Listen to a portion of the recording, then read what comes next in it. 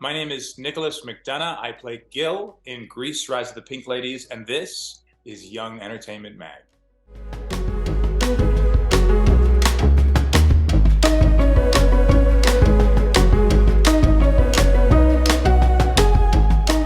Hey, I'm Daniela with Young Entertainment Mag. Thank you so much for joining us today. We're so excited to talk with you. Of course, thank you for having me.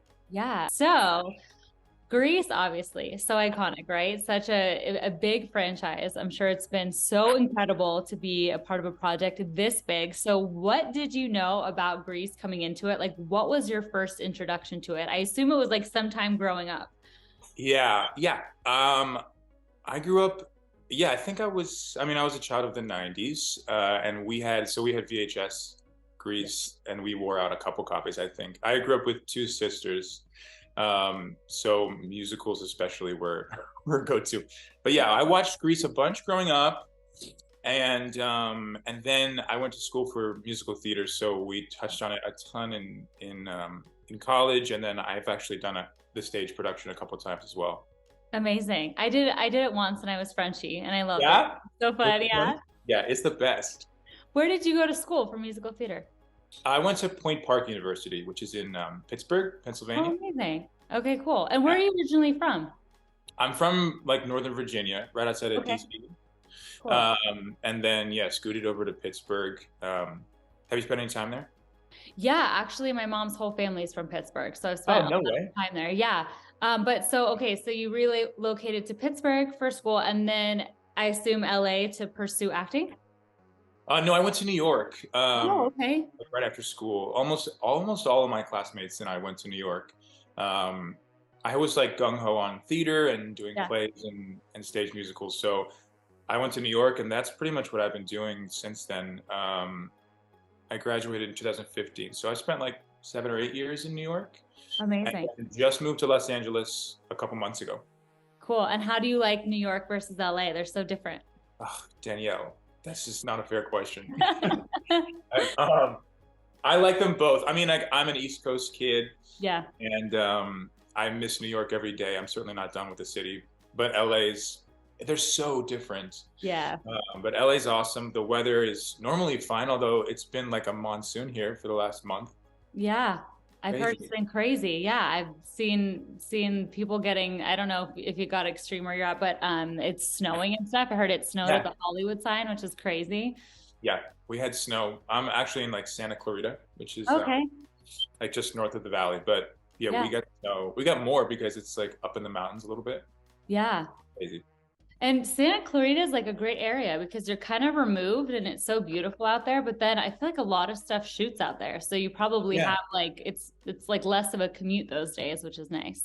yeah, totally. And it's like, yeah, it's not that far from the city, so we're still get to buzz around if we need to, but it does feel like like we're removed, and it's quieter and there's more space. And I mean, I really like hiking and biking and all that Yeah. stuff. It's great for that. Oh, that's amazing. Yeah. Love it. Okay, so do you have a favorite song from the original Grease? You watched it growing up, so you have to have a favorite. From the original, Yeah. oh, favorite song. Oh gosh, I really should say Grease Lightning, eh? But I don't know. I just like Beauty School Dropout. So fun. I just like it. Yeah, I know, right? And it's like I feel like any song you could say, right? It almost like it would feel like I want to say Summer Nights, and that would feel like a cliche, but it's such a good song. So So it's not good. a cliche. I mean, it's just a masterclass in every part of it, filmmaking, staging. It's amazing. So good. So how would you best describe your character, Gil, and how does Gil fit into the whole story? Gil is one of the founding members of the T-Birds. He's scrappy and weird, and um, I think he's like an equal mix, like goofball and slash like leather-wearing cool guy. And he is, yeah, so one of the founding members of the T-Birds, and the as you'll watch the show, like, and the Pink Ladies are established, they kind of like go together, those groups, and they really meld well and kind of tear the other stuff up. Sorry. That sounds like it's got to be like the funnest role to play ever. it is so fun. Yeah. That's amazing. Did you have like a lot of actors we speak to have like a Spotify playlist they create or whatever kind of playlist to like get into the energy of their character, especially because it's a period piece in a way. It's in the Yeah. 1950s. So did you have like a go-to way that you got into your character's headspace that really helped? Um, you know what? I actually, interestingly enough, like much of our job is kind of to make people laugh and I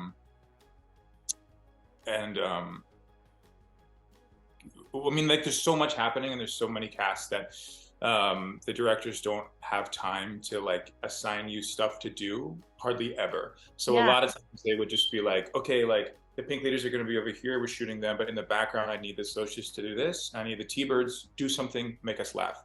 And Wow. we just were like, in the beginning, it was terrifying. But then it got to be so fun and freeing. So honestly, for that energy, I always really liked listening to like funny podcasts or stand up or something in the morning, like on the drive into work or while I was having my morning coffee. Yeah. Uh, just stuff like that where people were kind of riffing and being funny. It helped me kind of wake up, first of all, because they were very early calls. And then Totally. just kind of be in that headspace of like, okay, I have to be weird and do weird stuff. Yeah, it's almost too like I'm sure it helped with like the comedic timing because timing is Yeah. everything. So just hearing people like talk like that and say their jokes in their threes and like all those things, I'm sure just like absorbing that in the morning was just so helpful. That's really cool. I love that. I just spoke to your castmate Charlotte like 5 minutes ago, Ah, and she was so cute. She has like her little Spotify playlist that helped her get into Rosemary. And I was like, okay, so fun because you can make your playlists public and people can join them. I told her like on release day, she should post on her yeah. Instagram story, like join my Rosemary playlist. I thought that would be so fun. But you could have like a Sure. podcast playlist of all your like comedians you love listening to. So was there any advice that you'd been given throughout your career that you feel like really helped you to land this role? Um, I mean, like a significant amount of advice for sure. Yeah. Um, I think that, especially for this role, like I said, because so much of it is like improv based, just having some teachers that encouraged us to be, um, to just let your weird out and let Yeah. your, like, I'm so weird on the show, honestly, it's concerning. But, and then in the industry, just kind of, you hear it a lot, but just keep going. Like, Yeah. I'm on the older side for a high school drama. I think I like just snuck one in before it's too late. Um, and just that you just like just keep going, Yeah. you know? Yeah. That's amazing. Okay, speaking of like feeling too old, because I'm a 90s baby too. And I feel like Yeah. now that when I watch back like my Disney shows and stuff that I was obsessed with, it is so clear though that all those kids are like so much older than Right? they were, how like old we thought they were. It's kind of funny. Yeah. I mean, I think like I had to rate it back and be like, Gil cannot be so wise. He can't be this wise. He was only six. I love it. That's so fun. So, did you do like any deep dive research about the early 1950s to kind of like help you get prepared for this role? Yeah, we did a bunch of the T-Birds had like a little text chain, and we would send each other YouTube videos and links to articles and stuff like that, um, about the time period for sure. And there was a lot of talk with our creatives about it, as well. Yeah. Um, in the beginning, um, I mean, this is my first like TV thing, so in terms of like the structure of shooting and how you're with the character for a lot longer than you are doing a play or a movie. Yeah.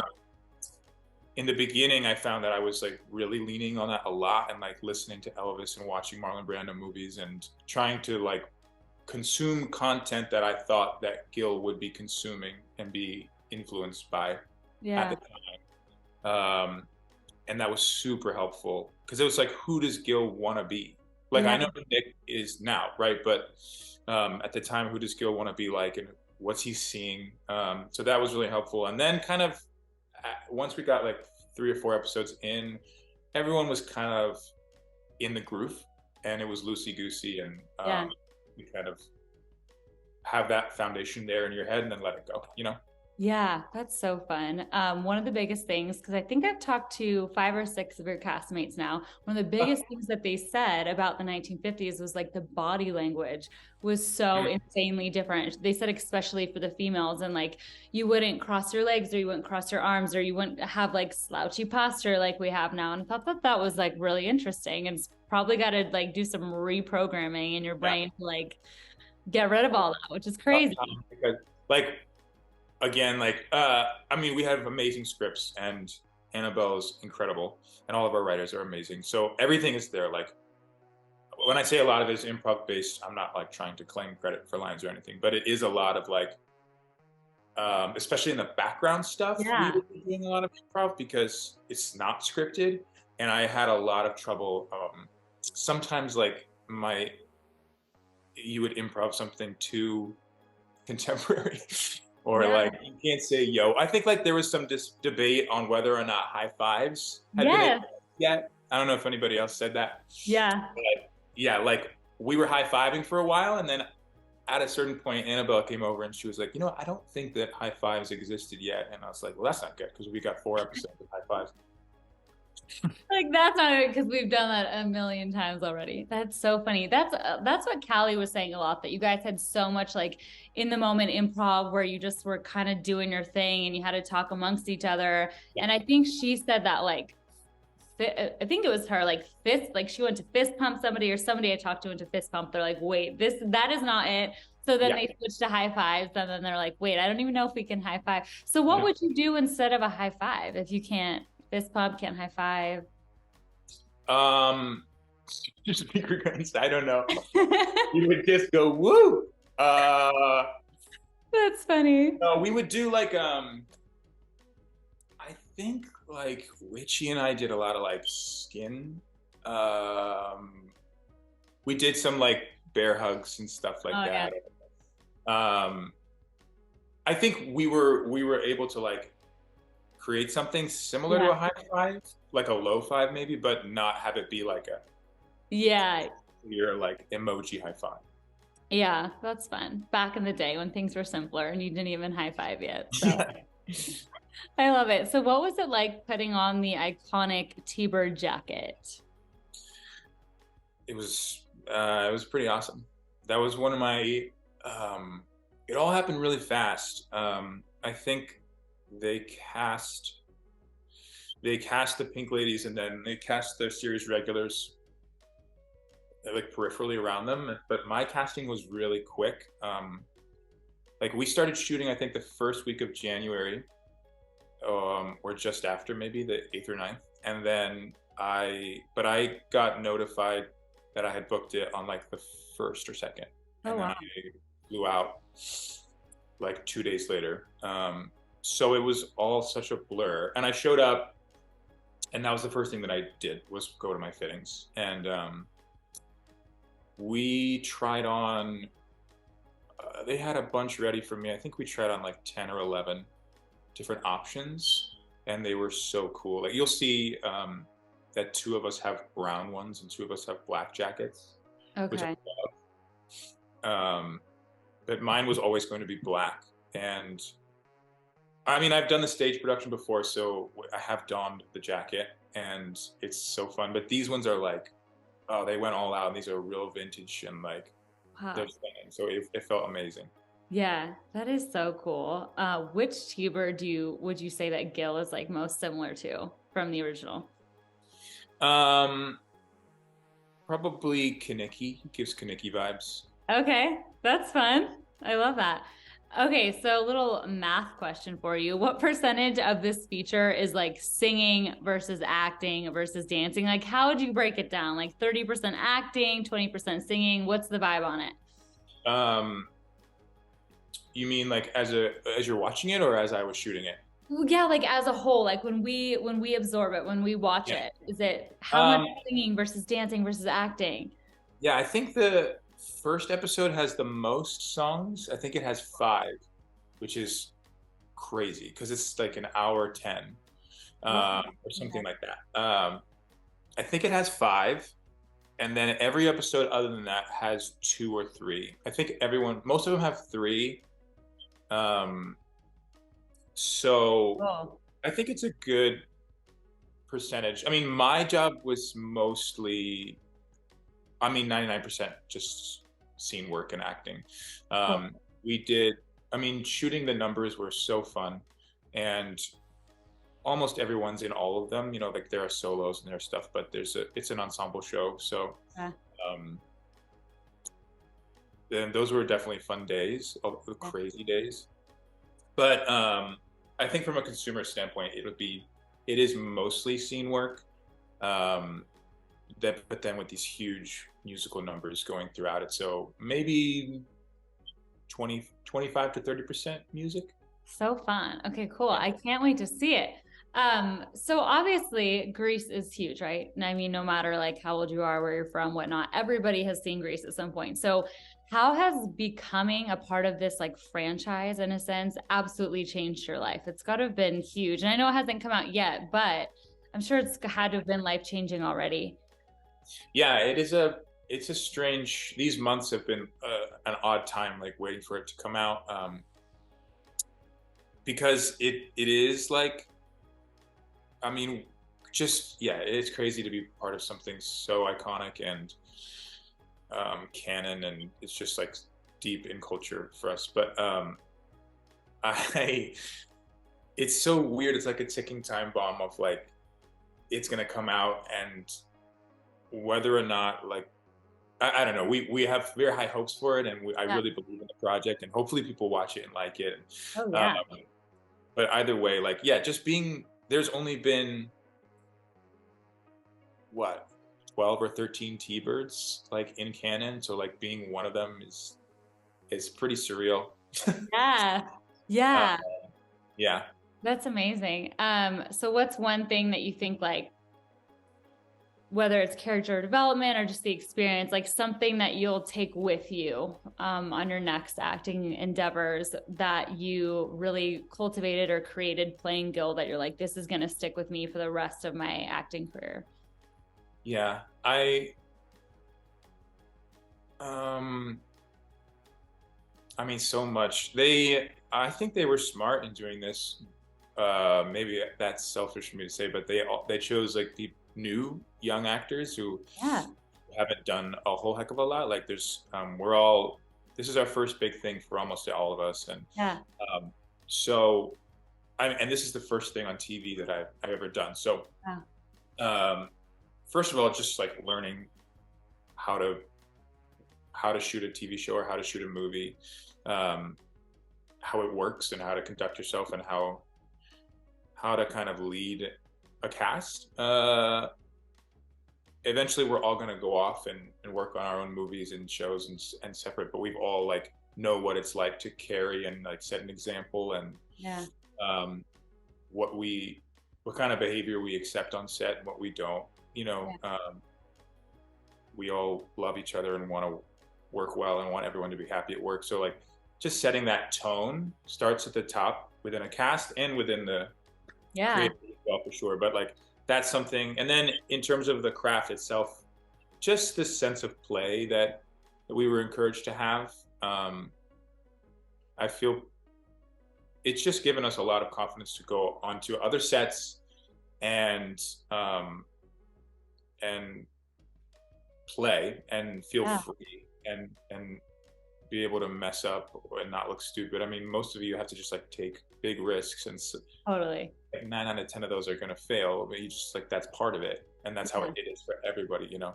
So I think those are the main things for sure. I Yeah. mean, there's a laundry list. For sure. No, and that was one of the big things that Charlotte had said. She said that the confidence that she got just from like this whole production, like you were saying, to be encouraged to like all the improv and just like the playing and stuff, just granted so much confidence, which I thought was so cool. Okay, are you ready for a little bit of rapid fire for TikTok?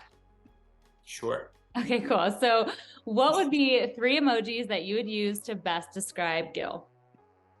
Oh, that like purple purple dancer guy. Oh, nice. Yeah. Yeah. I don't even know. Is there a leather jacket one? I don't think so, but there should be. Is there? Maybe Oh, we can speak with Apple. say that again? Maybe we can speak with Apple. Yeah. Let me see. Jacket. Oh, it looks like more like a trench coat. Oh no, that won't work. Oh. Okay, so that purple dancing guy, Yeah. probably that smug face. He's like a huge prankster. Oh, Feels nice. like a Yeah, yeah, yeah. face one. And then I don't know. A food, maybe a burger. Nice. Oh, no, probably a car. There we go. Love that. Okay, so if Gil had a Starbucks order, what would it be? Gil wouldn't drink Starbucks. I feel like Gil would only get a Starbucks in order to use it to prank somebody else. So like maybe something with a lot of whipped cream that he could throw at someone. I love that. My favorite answer yet. Okay, so what was your favorite on-set snack from Crafty? Oh, they had those well, coffee. I mean, I absolutely destroyed the coffee there.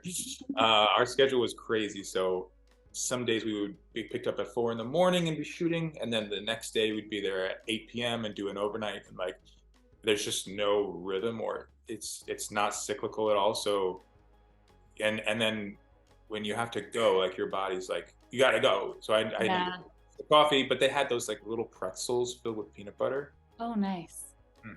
Yeah, I know exactly what you're talking about. I'm allergic to peanut butter, so I can't. But Trader Joe's has like the ones with almond butter in them, and they're really good. So No, they have those like dark chocolate almond Reese's now. They're so good. Oh, yes, I have had those. They're really good. Thank God, because growing up, I was like, completely alienated from being Reese's. So, okay, do you know what an ick is?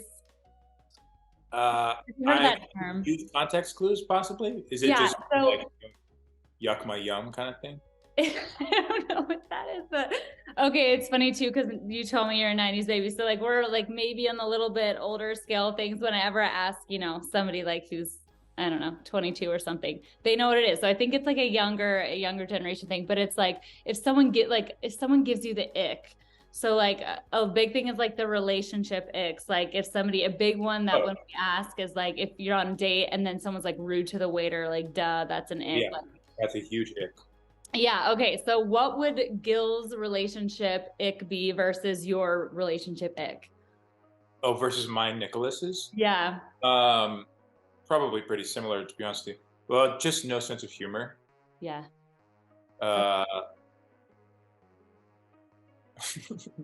Rude to the waiter I mean, I've been serving tables for like 15 years. That's a big one. Oh yeah. I think those are the two main ones, honestly. Yeah. Or yeah. Yeah, I'm pretty open-minded than that. Yeah. I think Gil doesn't care. He just likes girls. I love it. Okay, do you know what a celebrity rider is? Is that like I need purple M&Ms and no other M&Ms? Yes, exactly. So what's going to be in your celebrity rider when you have one? Oh, you got to be dramatic with it. You got to go big.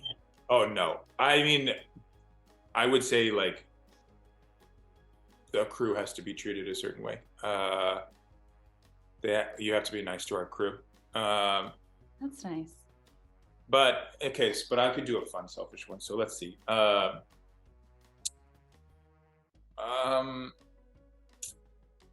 Charlotte said espresso machine. Whoa, Charlotte. Who do you think you are? Massage chairs and every chip flavor that you could ever think of.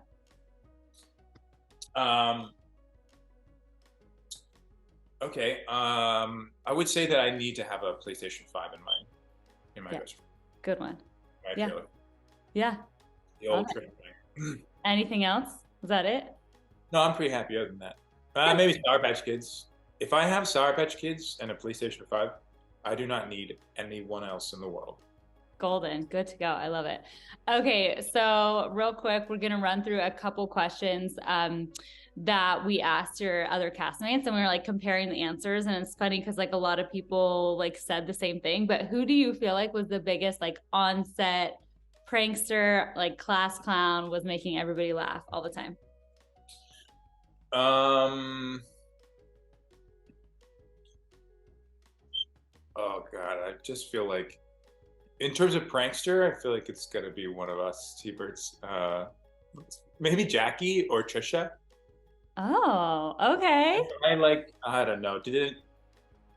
No, actually, no, that's good.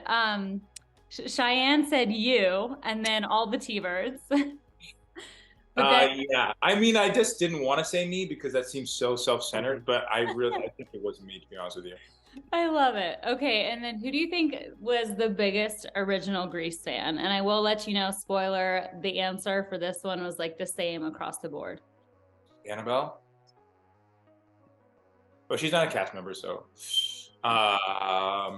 Biggest, maybe Marissa. Madison. Madison. Oh yeah. Oh yeah, that's pretty good. Maybe the two of them together though. Yeah. And then, okay, who had the best wardrobe? Trisha. Trisha. Nice. Okay, we didn't get that one. That was the first, but love it. Really? Have you seen the like? I guess they're calling it a music video, but it's just the first 5 minutes of our show is out. No. Yeah, go check it out. It's just the opening number. You can just watch the whole thing. But Trisha has this unbelievable. She plays Nancy, and she has this unbelievable like. Have you seen it? Yeah, okay, wait, no. I'm getting real life names mixed up with characters. Yeah. Yes, Nancy was a popular answer. Yes. Yeah. Amazing clothes. Like, oh, so cool. So fun. Okay, amazing. Thank you so much. This was a great interview. We're going to post it everywhere. We'll be sure to tag you in all the things. But thank you so much for your time. We really appreciate it. Of course. Thank you. It was nice to meet you. Yeah, you too. Talk to you soon. Bye. Yeah, have a good one. Thank you so much. And don't forget to subscribe to Young Entertainment Mag.